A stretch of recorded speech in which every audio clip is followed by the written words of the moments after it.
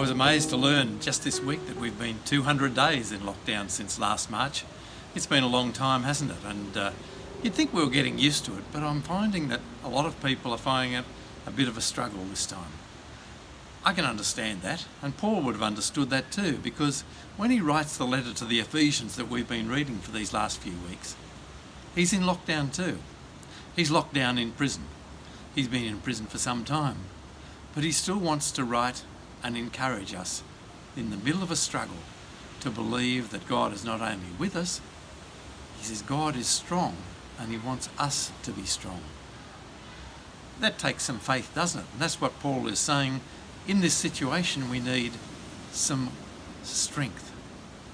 And the strength comes from putting our trust in God.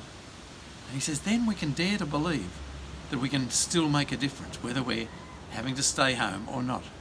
Paul's in prison and he believes his job, he says, is to be an ambassador for the gospel, to share the good news all across the world. How can he do that when he's locked in prison?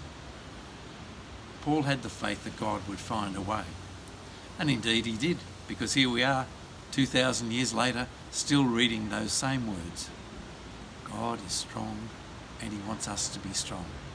The strength of God's love comes down to us over the years, is in us, and as we share it, however we can, whether we're ringing up someone who we think is on their own, whether we're praying for someone, whatever we're doing, God's love can not only work through us to make others strong, it strengthens us along the way. That's what we dare to believe.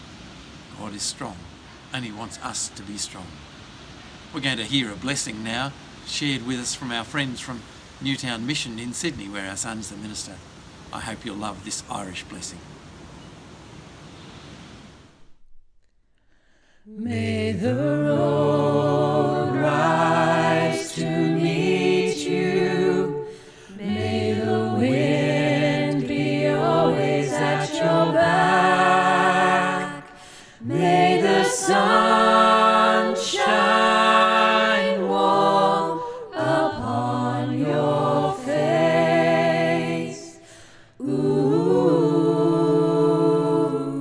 may the rain fall softly on your fields, and until we meet again, until we meet again,